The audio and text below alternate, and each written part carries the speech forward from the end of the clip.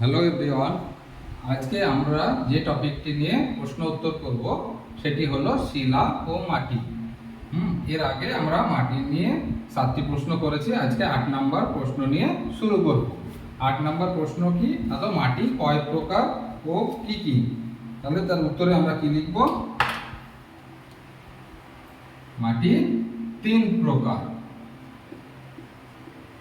3 প্রকার কি কি? 1 নাম্বার হচ্ছে বেলে মাটি। বেলে মাটি। 2 নাম্বার এঁটেল মাটি। এঁটেল মাটি। 3 নাম্বার দোআঁশ মাটি। দোআঁশ মাটি। এই গেল মাটির প্রকারভেদ। মাটি 3 প্রকার।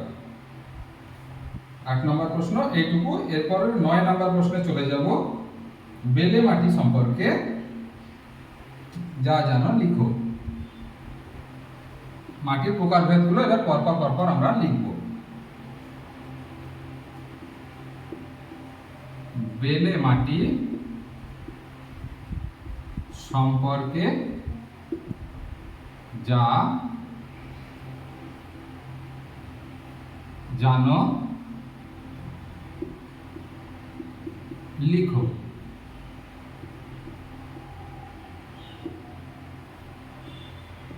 তাহলে তার উত্তরে কি লিখবো আমরা? তো মাটির দানা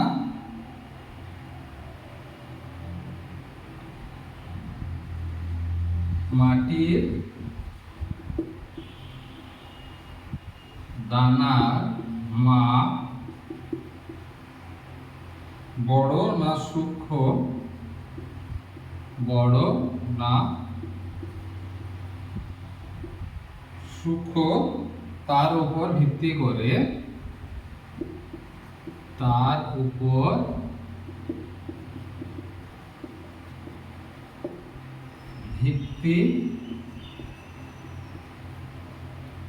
করে মাটির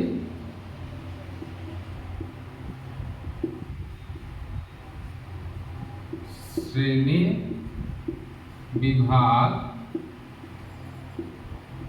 করা হয়। বেলে মাটির দানা মোটা, দানাগুলোর মধ্যে ফাঁক বেশি।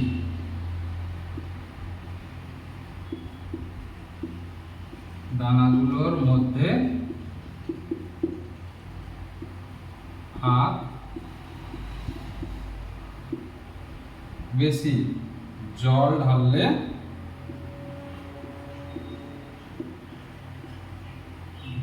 ঢাললে মাটি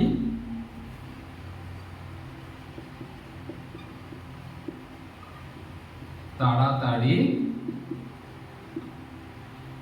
টেনে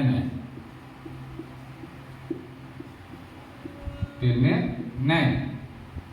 এতে কৃষিকাজ ভালো হয় না।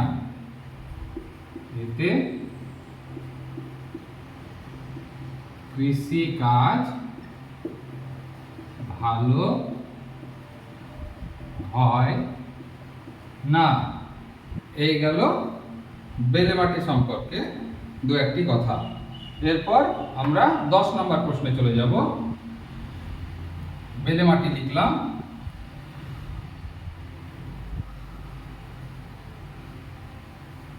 এরপর 10 নম্বর প্রশ্ন, তো এঁটেল মাটি।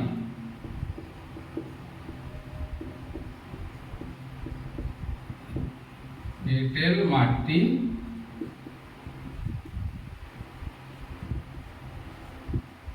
সম্পর্কে যা জানো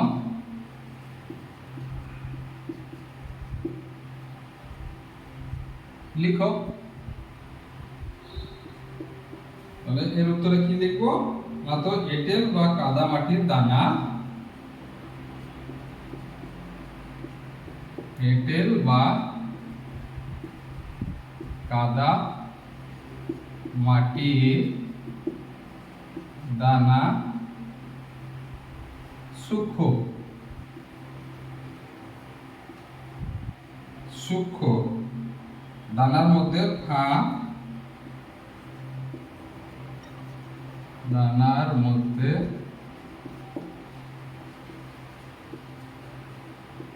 ফাঁক এতই কম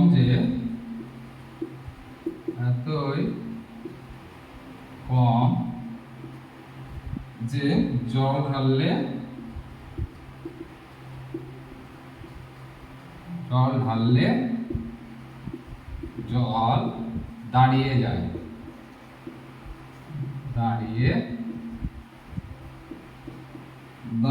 যায়, ফলে ফসল ভালো হয়,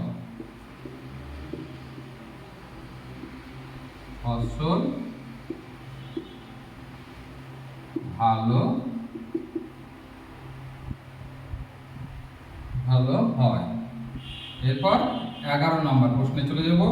আর একটা মাটির প্রকারভেদ, সেটা হচ্ছে দোআঁশ মাটি।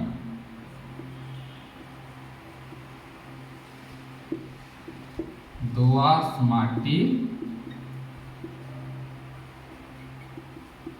সম্পর্কে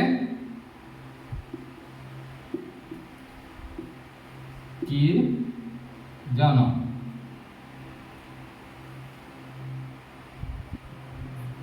উত্তরে কি লিখবো না, তো দোআঁশ মাটিতে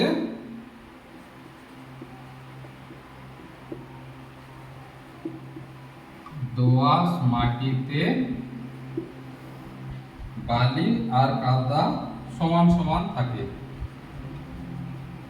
বালি আর কাদা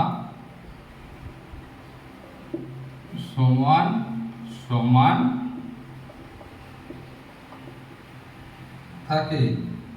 জল বাতাস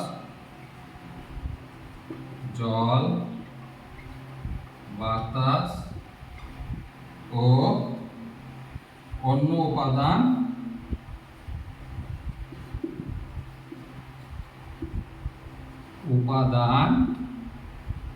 ঠিক মাত্রায় থাকে।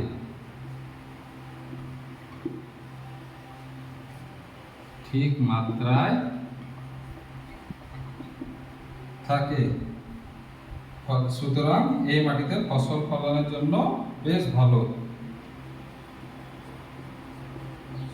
সুতরাং এই মাটি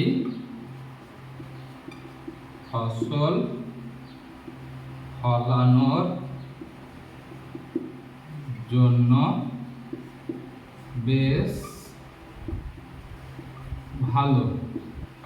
হয়ে গেল দোআঁশ মাটি সম্পর্কে কিছু কথা। আজকের স্লাইডে এইটুকুই, আরো কিছু প্রশ্ন নিয়ে আসবো পরবর্তী স্লাইডে।